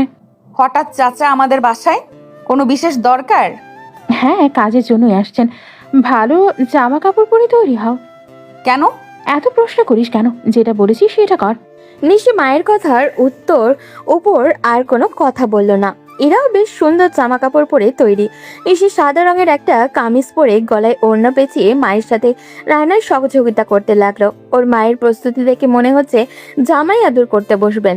একটু পরে নিশির বড় চাচা হাজির হলেন। তবে উনি একা নন, সাথে 2 জন লোকও আছেন আর 2-3 জন মহিলা। নিশি অবাক হয়ে মাকে জিজ্ঞাসা করলেন, আম্মু, ওনারা কারা? অপেক্ষা করে সব জানতে পারবে। নিশির মা সবাইকে ডেকে বসালেন। এরপর তাদের নাস্তা দেওয়া হলো। এরা সবাইকে নাস্তা দিয়ে এগিয়ে দিচ্ছে। নিশির মা ইরাকে ইশারা করলেন নিশিকে আনার জন্য। নিশি ইরার সাথে বাইরে এলো, সবাইকে সালামও দিল। নিশির বড় চাচাও ওকে নিজের পাশে বসালেন। হঠাৎই সামনে থাকা একজন মহিলা বলল, মাশাল্লাহ ভাই সাহেব, মেয়ে তো আমাদের খুব পছন্দ হয়েছে। আমাদের ছেলে তো ছবি দেখেই পছন্দ করে ফেলেছে। ছবির চেয়েও আপনাদের মেয়ে বাস্তবে অনেক সুন্দর। নিশি ভদ্রমহিলার কথা শুনে আকাশ থেকে পড়ল। বিস্ফোরক দৃষ্টি নিয়ে মায়ের দিকে তাকালো। ওর মা কিছু না বলে সবার সাথে হেসে হেসে কথা বলতে লাগলেন। ওনারা সবাই দুপুরে খেয়ে চলে গেলেন। নিশি কয়েকবার দেখলো সামনে মাথা নিচু করে বসে থাকা ছেলেটাকে। ছেলেটাও আর চোখে কয়েকবার নিশির দিকে তাকালো। ওনারা বিদায় নিতেই নিশি ওর মায়ের কাছে গিয়ে বলল, আম্মু এসব কি? তুমি আমাকে না জানিয়ে কেন ছেলেপক্ষকে আসতে বললে? তাহলে কি করব? তোকে বললে কি কখনো রাজি হতি? আর ছেলের বাবার কত বড় বিজনেস তোর ধারণা আছে? ওনার মতো মানুষ যে আমাদের পরিবারের মেয়েকে পছন্দ করেছেন, এটাই তো আমাদের সৌভাগ্য। আম্মু সবকিছুর জন্য একটা প্রস্তুতির দরকার। আমি এখন বিয়ের জন্য প্রস্তুত না। আমার এখনো পড়াশোনা শেষ হয়নি, মাত্র এমবিবিএস শেষ করে জয়েন করেছি। এখনো অনেক পথ পাড়ি দিতে হবে। সেটা বিয়ের পরও করতে পারবে। ওনারা যথেষ্ট ভালো মানুষ। বিয়ের পর তোমাকে বোতলবন্দি করবে না।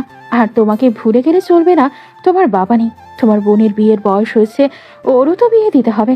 তোমার জন্য আরেকজনের জীবন শেষ করে দেবে? আম্মু আমার কথা শোনো। উফ নিশি, তুই এত কথা বলিস কেন? তোর মা যেটা বলেছে একদম ঠিকই বলেছে। এমন পরিবার তুই পাবি না। ওনারা যেমন বড় লোক তেমন ভালো মানুষও। আর তোর বাবা আমাকে দায়িত্ব দিয়ে গেছে যাতে তোদের দেখে রাখি। চাচ্চু, আমার কোনো কিছু নিয়েই আপত্তি নেই, তবে এখন আমি বিয়ের জন্য প্রস্তুত না। আমার আরো সময় লাগবে। আর কত সময় নেবে? বয়স কি কম হয়েছে তোমার? এইবার বিয়েতে কোনো ঝামেলা করলে এর ফল ভালো হবে না বলে দিলাম। তাই বলে এইভাবে আমাকে না জানিয়ে তোমরা আমার বিয়ে ঠিক করে দেবে? আরে বাবা, বললেই তো বিয়ে হয়ে যাচ্ছে না। ওনারা চাচ্ছেন একটা ভালো মেয়ে যাতে ওনাদের ঘরের বউ হয়। অন্য কিছু দাবি ওনাদের নেই। বিয়ের ডেট আমরা আরো 10-15 দিন পর ঠিক করব। এর ভিতর তোরা পরিচিত হয়ে যাবি। চাচ্চু, এখানে পরিচিত হওয়ার বিষয় না। আমি এখনো বিয়ের জন্য প্রস্তুত না। নিশির মা এগিয়ে এসে নিশির হাত ধরলেন। এরপর নিশির মাথায় নিজের হাত রেখে বললেন, অনেক করেছিস আমাদের জন্য। আর না, এবার তোর নিজের জীবন নিয়ে ভাবি। আমাকে কথা দিয়ে বিয়েটা তুই করবি? নিজের মায়ের কথা রাখবি না নিশি? নিশি অসহায় চোখে মায়ের দিকে তাকালো। পাশে দাঁড়িয়ে ইরাও মন খারাপ করে তাকিয়ে আছে। সে চায় না এই বিয়েটা হোক, কারণ সে তো জানে আবির ঠিক কতটা ভালোবাসে নিশিকে। নিশি মা আর চাচার জোড়াজুড়িতে বলল, ঠিক আছে, তাহলে তোমরা যেটা চাও সেটাই হবে। এবার খুশি তো আম্মু? নিশির মা হালকা হাসলেন। নিশি রাতে শুয়ে একবারও দুই চোখের পাতা এক করতে পারলো না। তার বিয়েটা নিয়ে যতটা না চিন্তিত হচ্ছে, তার চেয়ে বেশি চিন্তা হচ্ছে আবিরকে নিয়ে। আজ কেন জানি ছেলেটার মুখটা বারবার নিশির চোখের সামনে ভেসে উঠেছে। নিশি আবারও ভাবতে পারছে না। মাথা ধরে আসছে ওর। পরদিন সকালে নিশি বেরিয়ে যাবে, তখন ওর মা এগিয়ে এসে একটা চিরকুট দিয়ে বলল, এই নে, এটা নিলয়ের নাম্বার। ও তোর সাথে দেখা করতে চাইলে একটু যাস। এই নিলয়টা আবার কে? আরে বাবা, ওই যে যার সাথে তোর বিয়ে ঠিক করেছি, ওই ছেলেটা। ওর সাথে কথা বলে পরিচিত হয়ে নিবি। সারা জীবন একসাথে কাটাতে হবে তোদের। নিশি মায়ের দিকে করুণ চোখে তাকালো একবার। ওর মা হাসি মুখে দাঁড়িয়ে আছেন। নিশি তাই আর কোনো কথা না বলে চলে এলো। সেদিন বিকালেই বাসায় ফিরল নিশি। ভালো লাগছে না ওর। কি করে দাঁড়াবে সে আবিরের সামনে? বিয়ের কথা শুনলে ছেলেটা কি রিয়াক্ট করবে? নিশির জন্য অপেক্ষা করতে করতে আবির রাত 11টার দিকে নিশির ফোনে কয়েকবার কল করলো, কিন্তু ওর ফোন দেখেও ধরলো না। আবির ক্লান্ত শরীর নিয়ে বাসায় ফিরে গেল। এরপর কেটে গেছে আরো 3টা দিন। নিশির বিয়ে ঠিক হয়েছে 10 দিন পর। নিলয় আজ নিশিকে ডেকেছে একসাথে লাঞ্চ করার জন্য। নিশি না চাইলেও যেতে হবে। ওদিকে এই 3 দিনে একবারের জন্য আবিরের ছায়া দেখেনি নিশি। ইচ্ছে করে সে আবিরকে এড়িয়ে চলেছে। এরাও ভার্সিটি যাচ্ছে না। ওদিকে আবির হঠাৎই নিশির এমন উদাও হওয়াটা মেনে নিতে পারছে না। সে একদমই ভেঙে পড়েছে।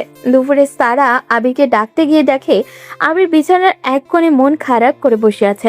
সারা আবিরের পাশে এসে বসে বলল, কিরে, 2 দিন ধরে দেখছি কারোর সাথে কথা বলিস না, মন মরা হয়ে বসে আর থাকিস। কি হয়েছে তোর? কই কিছু হয়নি তো। আবির, আমার সাথে অন্তত মিথ্যা বলিস না। কি হয়েছে বল। নিশি আপুর সাথে কোনো ঝামেলা হয়েছে? দেখা হলে তো ঝামেলা হবে।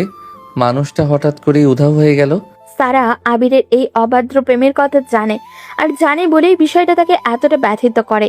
সারা আবিরকে সেই কবে থেকেই পছন্দ করে, কিন্তু যেদিন আবির ওকে বন্ধু হিসেবে নিজের মনের কথা বলেছিল, সেদিন সারার মন থেকে সব অনুভূতি চাপা পড়ে গেছিল। সে চায় আবির ভালো থাকুক। সারা আবিরের হাত ধরে বলল, আবির, উনি হয়তো কোনো ঝামেলায় পড়েছেন। সব ঠিক হয়ে যাবে, চিন্তা করিস না। সমস্যা থাকতেই পারে, তাই বলে আমার ফোনটা ধরবে না? একটাবার বলতে পারলো না আমাকে? আমি বলেছি না সব ঠিক হয়ে যাবে। এখন চল প্লিজ, বাইরে যাব। অনেক দিন হলো আমাকে নিয়ে কোথাও ঘুরতে যাস না। প্লিজ চল না। আমার মন ভালো নেই, আজ না অন্যদিন যাব। দেখ, তুই আমার সাথে না গেলে কিন্তু আমি অভিশাপ দেব, আর তুই তো জানিস আমার অভিশাপ কাজে লাগবেই। বলে সারা আবিরকে টানতে লাগলো। আবির হালকা হেসে রেডি হলো। এরপর সারাকে নিয়ে বেরিয়ে এলো বাসা থেকে। দুজন মিলে কিছুক্ষণ ঘোরাঘুরি করে একটা রেস্টুরেন্টে ঢুকলো লাঞ্চ করার জন্য। আবির আর সারা পাশাপাশি বসে আছে। হঠাৎ তার চোখ গেল একটা টেবিলের দিকে। নিশি আর আরেকটা ছেলে বসে হেসে হেসে গল্প করছে। সেটাকে সে আগে কখনো দেখেনি। আবির সব দেখেও চুপ করে থাকলো, কিন্তু যখন দেখলো ছেলেটা একটা রিং বের করেছে, সেটা নিশি হাতে পরিয়ে দেওয়ার ট্রাই করছে, তখন আবির উঠে সোজা ওদের সামনে চলে গেল। আবিরকে দেখে নিশি কিছুটা চমকে গেল। আবির নিশির দিকে তাকিয়ে বলল, এই তাহলে আমাকে ইগনোর করার কারণ? আমি আসলেই বোকা। আমি ভাবছিলাম আপনি হয়তো কোনো ঝামেলায় পড়েছেন। নিশি আবিরের দিকে তাকিয়ে আছে। তখন নিলয় নিশিকে বলল, নিশি, এই ছেলেকে আর এভাবে কথা বলছে কেন? আমি কে তাই না? তার আগে তুই বল, তুই কে? আর এভাবে অপরিচিত একটা মেয়ের হাত ধরতে লজ্জা করে না? অপরিচিত মানে? ওর সাথে আমার বিয়ে ঠিক হয়েছে, আগামী সপ্তাহে আমাদের বিয়ে। কথাটা শুনে আবির আকাশ থেকে পড়ল। তার মাথা কাজ করা বন্ধ করে দিয়েছে। নিশির বিয়ে মানে? আবির নিশির দিকে তাকাতেই দেখলো নিশি মাথা নিচু করে বসে আছে। আবির নিজেকে সামলাতে না পেরে নিশির হাত ধরে বলল, নিশি, আপনি বলুন, এটা কি সত্যি? কি হলো, কথা বলছেন না কেন? এই ছেলে, আদব কায়দা কিছু শেখনি? এভাবে কথা বলছো কেন? আর আমি বলেছি না ওর সাথে আমার বিয়ে ঠিক হয়েছে? আবির নিজেকে কন্ট্রোল করতে না পেরে নিলয়ের কলার চেপে ধরে বলল, চুপ, আমি তোর সাথে কথা বলছি না, তাই চুপচাপ বসে থাক। আবিরের এমন কথার জবাবে নিলয় ছেড়ে দেওয়ার পাত্র নয়। সেও আবিরের কলার চেপে ধরল। আবির নিজের রাগের নিয়ন্ত্রণ হারিয়ে ফেলেছে। তাই নিলয়ের নাক বরাবর একটা ঘুষি মেরে বসলো। নিলয় উঠে আবিরের সাথে ধস্তাধস্তি শুরু করলো। তোর এত বড় সাহস, তুই আমার গায়ে হাত তুলিস? নিশি, এসব কি? কে এই ছেলে? আর ওর সাথে তোমার কিসের সম্পর্ক? নিশি দুজনকেই থামানোর চেষ্টা করলো। সারা আবিরের হাত ধরে টানছে, কিন্তু আবির নিজের সর্বোচ্চ শক্তি দিয়ে সারাকে ধাক্কা দিল। সারা সরে যেতেই আবির আবারও নিলয়কে মারতে হাত তুললো। এবার নিশি আবিরের গালে একটা থাপ্পড় দিয়ে দিল। আবির নিশির দিকে তাকিয়ে বলল, আপনি এই ছেলের জন্য আমাকে থাপ্পড় মারলেন? হ্যাঁ মারলাম।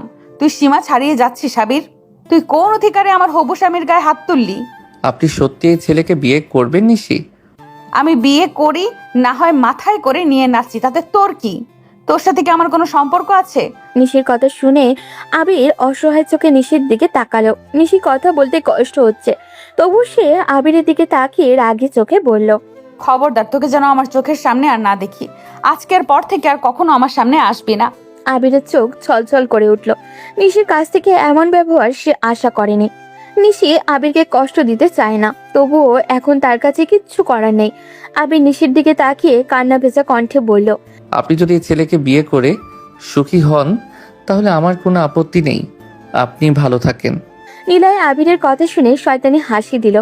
আবির নিলয়ের সামনে হাত জোর করে বলল, সরি ভাই, আপনার সাথে খারাপ ব্যবহার করা আমার উচিত হয়নি। আমাকে ক্ষমা করে দিবেন। আর আপনার কাছে একটা অনুরোধ, ওনাকে কখনো কষ্ট দিবেন না। বলে আবির কান্না করতে করতে সেখান থেকে চলে এলো। সারা ওর পেছন পেছন আসতে লাগলো। ওদিকে নিশি আবিরকে চলে যেতে দেখে নিলয়কে বলল, সরি, আমার এখন যেতে হবে। খাবারটা খাও। আমার ভালো লাগছে না, অন্য একদিন খাবো, এখন যাই। নিলয় সেখানেই বসে রইল। ওদিকে আবির বাসায় এসেই দরজা বন্ধ করে বসে রইল। সারা বাইরে থেকে ডাকছে, কিন্তু আবির দরজা খুলছে না। ওর রুম থেকে ভাঙচুরের আওয়াজ আসছে।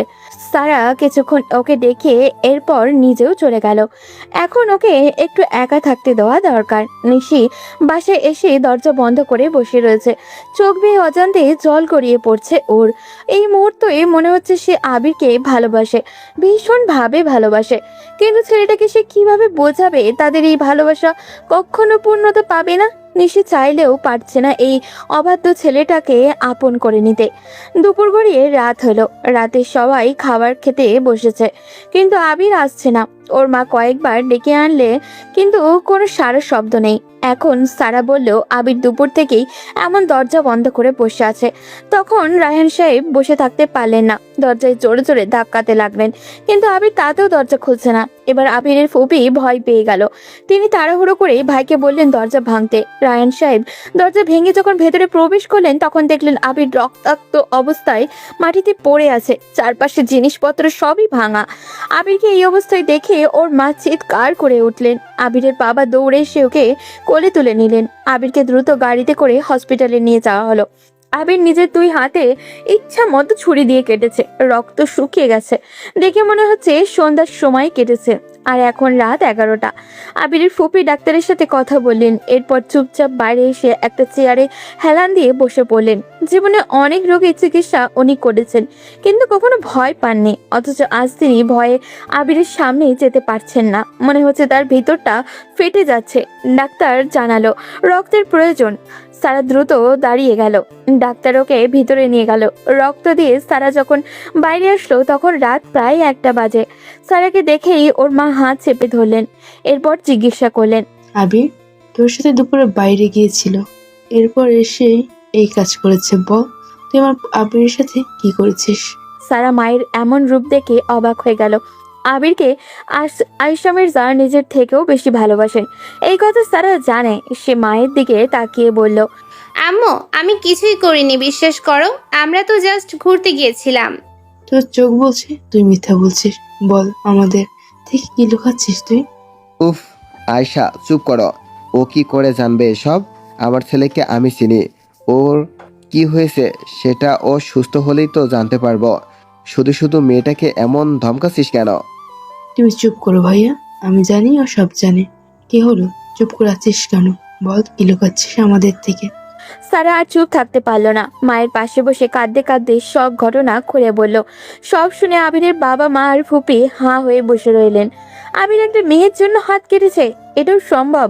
আবিরের ফুপি উঠে দাঁড়ালেন নিজের জায়গা ছেড়ে, এরপর রাগ দেখিয়ে বললেন, নিশির এত বড় সাহস আমার ভাতিজিকে ইগনোর করে।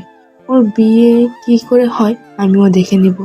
আমার আবির যখন চেয়েছে ও নিশিকে, তাহলে আর কার হতে পারবে না। আম্মু শান্ত হও, আগে আবির সুস্থ হোক, এরপর বাকিটা দেখা যাবে। কিভাবে শান্ত হব আমি? আমার চোখের সামনে আমার কলেজের টুকরো এতটা কষ্ট ছিল, অথচ আমি কিছু জানলামই না। ভাইয়া কাল সকালেই তুমি ওই মেয়ের বাড়িতে যাবে। যেভাবেই হোক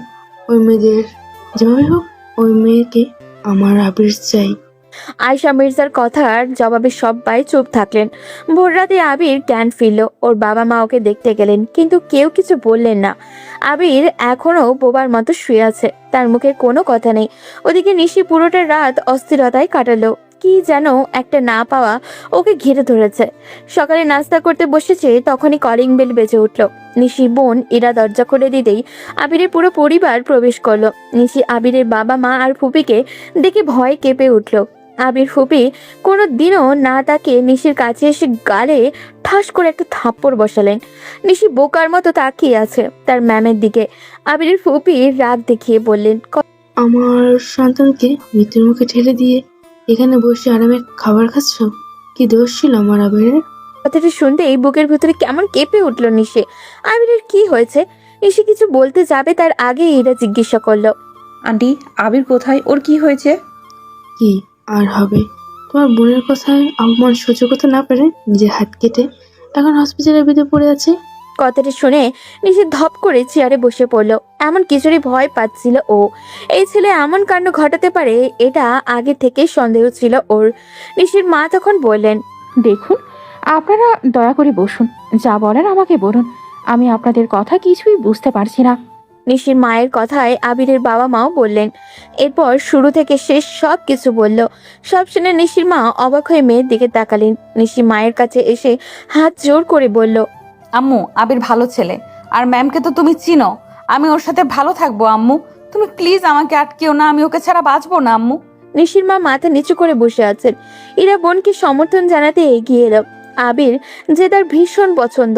ইরা মায়ের কাছে এসে বলল, আমু আমি আবিরকে চিনি, বিশ্বাস করো আপুকে ওর রানীর মতো করে রাখবে। তুমি প্লিজ আর আপত্তি করো না। আপা আমার একটা মাত্র ছেলে, ওর কিছু হয়ে গেলে আমরা কি নিয়ে বাঁচবো বলেন? আমার এত টাকা পয়সা সব কিছুর উত্তরাধিকারী আমার ছেলে। আপনার মেয়ে কষ্টে থাকবে না, কথা দিলাম। নিশি মায়ের দিকে অসহায় চোখে তাকিয়ে রইল। নিশির মা মুচকি হেসে মেয়ের মাথায় হাত বুলিয়ে দিলেন। নিশি মায়ের সম্মতি পেয়ে 1 সেকেন্ডের সময় নষ্ট না করে দ্রুত বেরিয়ে গেল। পেছন পেছন ইরাও আসলো। দুজন হসপিটালের উদ্দেশ্যে রওনা দিয়েছে। এদিকে আবিরের ফুপি ওদের যেতে দেখে হালকা হেসে বললেন, ওরা ওদের কাজ করুক, আমরা তাহলে চলেন বিয়ের ডেটটা ফিক্স করে ফেলি।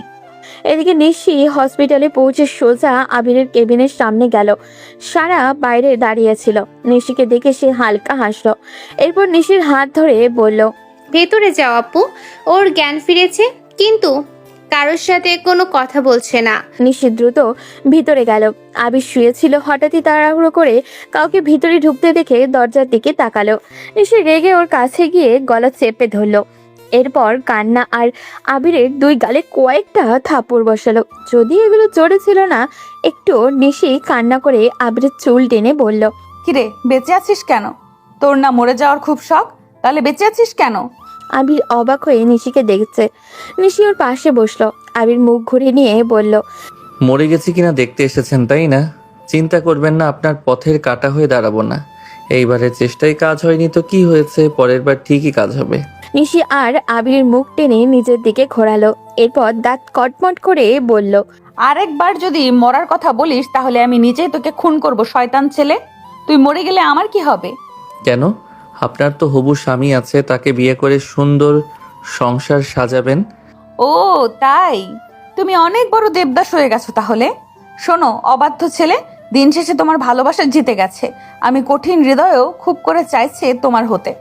ভুলে যাবেন না, আপনার বিয়ে ঠিক হয়ে গেছে। আমি আপনার যোগ্য না। নিশির নিজের মুখটা আবিরের মুখের কাছে নিয়ে গেল।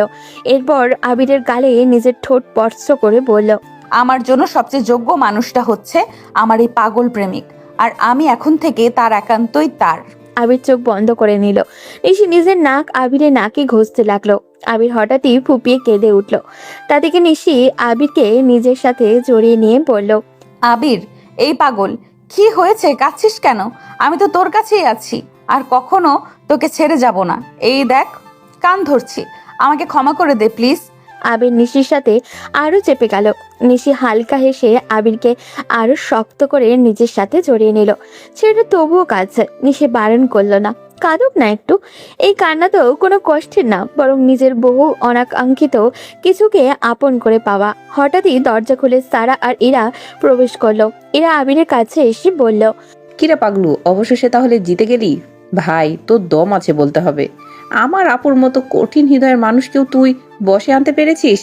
আবির নিশির বুকে মাথা রেখে তুলে দুষ্টুমি করে বলল, তুই তো এখন আমার শালি, আমি তোর দুলাভাই, সম্মান দিয়ে কথা বলবি। আবিরের কথায় এরা মিক ভংচি দিল। এরপর কেটে গেছে আরো 10টা দিন। বাসর ঘরে বসে আছে নিশি। তার পাশে তারা বসে আছে। মেয়েটার মুখ কালো। ছোটবেলা থেকেই নিশির মা বলতেন নিশি নাকি মানুষের মন পড়তে পারে। আজও নিশির মন বলছে অন্য কথা। নিশি সারার দিকে এগিয়ে গেল। সারা নিজের হাতে বাসর ঘরটা সাজিয়েছে খুব যত্ন করে। নিশি সারার হাত ধরে বলল, আবিরকে তুমি ভালোবাসো তাই না সারা? সারা নিশির কথায় চমকে উঠল। হালকা ভয় পেয়ে বলল, এসব কি বলছেন আপু? আপনাকে এসব কি বললো? আবির জাস্ট আমার কাজিন। হ্যাঁ, ছোটবেলা থেকে একসাথে বড় হয়েছি, তাইও আমার খুব ভালো ফ্রেন্ড। কিন্তু আমার চোখ যে অন্য কথা বলছে সারা। আমাকে সত্যিটা বলতে পারো, ভয় পেও না। তোমার মনে কি আবিরের জন্য কোনো ফিলিংস নেই? সারা চুপ হয়ে গেল।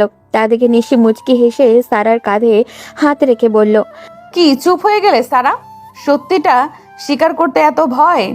সারা নিশির দিকে তাকিয়ে হাসলো। এরপর কিছুটা আফসোসের সুরে বলল, আমি ভালোবাসলেই বা কি? আবিরের প্রতিটা নিঃশ্বাসে আপনি থাকেন আপু।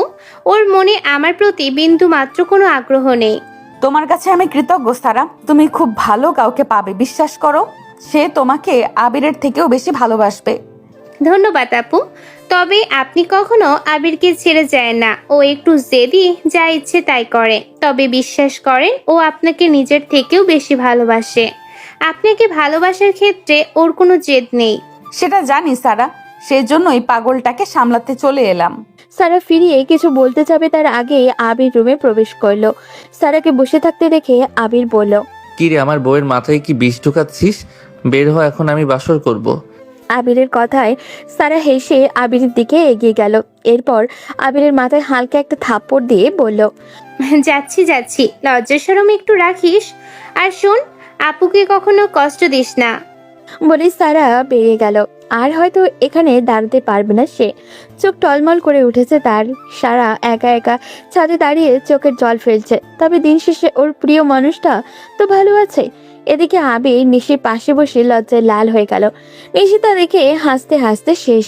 আবির নিশির দিকে তাকিয়ে বলল। আবির নিশির কথায় উঠে বসলো। নিশির মুখোমুখি বসে ওর চোখের দিকে তাকিয়ে বলল, আমরা বাসর করব না ডাক্তার ম্যাডাম? করব তো, কিন্তু তার আগে এই পাগলকে একটু মন ভরে দেখতে চাই। ও তাই? আচ্ছা আবির, তুমি আমাকে এত ভালোবাসো কেন? তা তো জানি না ডাক্তার ম্যাডাম, তবে আপনাকে আমার ভীষণভাবে চাই। আপনি আমার কাছে থাকলে আমার মনে হয় আমি পৃথিবীর সবচেয়ে দামি জিনিসটা আমার সাথে রেখেছি। আপনি আমার প্রতিটা নিঃশ্বাসকে শান্তিতে রূপান্তরিত করেন। তুই জানিস আবির, তোর এই কথাগুলো শুনলে আমার খুব ভয় লাগে। ভয় কেন ডাক্তার ম্যাডাম? ভালোবাসা যত গভীর হয়, হারানোর ভয়ও ততই বড় হয়। আমি ভয় পাই যদি কোনোদিন তোর ওই হাসিটা আমার কারণে হারিয়ে যায়।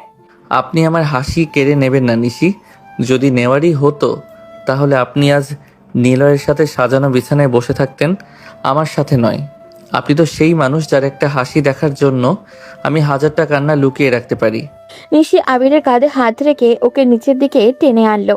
নিশির এমন স্পর্শে আবির কেঁপে উঠল। নিশি বুঝতে পারছে ছেলেটা এমন স্পর্শে নতুন, তাই সেও ভীষণ আনন্দ পাচ্ছে। নিশি আবিরের গালে ঠোঁট স্পর্শ করে বলল। কথাটা শুনতেই আবির সরে গেল নিশির থেকে। এরপর হাসি মুখে বলল, নিজেকে ভালোবাসতে শিখ পাগল ছেলে। আমাকে এতটা ভালো না বাসলেও চলবে। আমি তো এখন তোর, আর কখনো ছেড়ে যাব না। আমি কি আপনাকে একটা কিস করতে পারি? না, পারিস না। ওকে ওকে। আমি বেশি আবেগী হয়ে পড়েছিলাম। আপনি না বললে আমি আপনাকে টাচও করব না। এত ভালোবাসিস আমাকে? কতটা ভালোবাসি সেটা ভাষায় বোঝাতে পারবো না। শুধু এটুকু জানি, যেদিন আমার শেষ নিঃশ্বাসটা বের হবে সেই শেষ মুহূর্তেও আমার ঠোঁটে আপনার নামটাই থাকবে। যদি আমি কোনোদিন তোকে কখনো ভালো না বাসি, কখনো টাচ না করতে দেই, তাহলে? তবুও আমি অপেক্ষা করব, কারণ ভালোবাসার সবচেয়ে সুন্দর দিক হলো এটা জোর করে পাওয়া যায় না, শুধু মন থেকে অনুভব করা যায়। আমি আপনাকে কোনো চাহিদার জন্য ভালোবাসি না নিশি। আপনি আমার কাছে থাকেন, এতটুকুই আমার চাওয়া। নিশি আবিরের পাঞ্জাবির কলার ধরে ওর কাছে নিয়ে আসলো। এরপর ওকে ধাক্কা দিয়ে বালিশে শুয়ে দিয়ে নিজে ওর পাশে শুয়ে পড়লো। আবির সরে যেতে চাইলে নিশি শক্ত করে জড়িয়ে ধরলো। তুই কি জানিস তুই আস্ত একটা পাগল? হ্যাঁ, আপনি তো বলেন, কিন্তু এই পাগলামিটার কারণ তো আপনি নিশি। আমি শুধু চাই একদিন আপনি আমার দিকে তাকিয়ে বলুন, আবির তুই থাকলে আমার আর কিছু লাগে না। সেই একটা বাক্যের জন্য আমি পুরো জীবন অপেক্ষা করতে রাজি। নিশি আবিরের হাতটা নিজের কোমরে রাখলো। আবির কাঁপতে লাগলো। নিশি তা দেখে আবিরের কানে কানে বলল, এমন পাগল জামাইকে দূরে রাখবে যে, সেই তো আসল পাগল। তুই শুধু আমাকে কিস করবি না, আরো বেশি কিছু করতে চাই আমার। সত্যি আমরা তাহলে বাসর করব? আর বেশি কিছু চাই আমার। কেন করব না? এই রাতটা সবার জীবনে একবারই আসে, আর আমি চাই না আমার এমন কিউট জামাইটাকে দূরে রাখতে। তোকে দেখে তো আমার নিজেরই এখন লোভ হচ্ছে। আবির নিশির বুকে মাথা লুকিয়ে বলল, ধুর, আপনি কেমন জানি, একবার দূরে সরিয়ে দেন আবার কাছে টানেন। এখন আবার এমন কথা বলছেন, আমার নিজেরই লজ্জা লাগছে। তো আমার লজ্জাবতী লতা, আপনি কিছু করবেন নাকি আমি নিজেই শুরু করব? এতদিন তো আমি সব করলাম, এখন আপনি না হয় করেন। আমার চাপ সামলানোর ক্ষমতা আছে এই বাবুটার? বলে নিশি আবিরের উপরে ঝাঁপিয়ে পড়ল। দুজন হারিয়ে গেল তাদের ভালোবাসার দুনিয়ায়। আবির অবশেষে পেল তার বহুল আকাঙ্ক্ষিত মানুষটাকে। শুধু কি পেল, সারা জীবনের জন্য নিজের করে পেল। দিন শেষে আবিরের মতো প্রেমিকরা জিতে যাক, এটাই তো প্রত্যাশা। আজ এই পর্যন্তই। দেখা হবে পরবর্তী কোনো গল্পতে। সে পর্যন্ত সবাই ভালো থাকবেন এবং সুস্থ থাকবেন। আল্লাহ হাফিজ।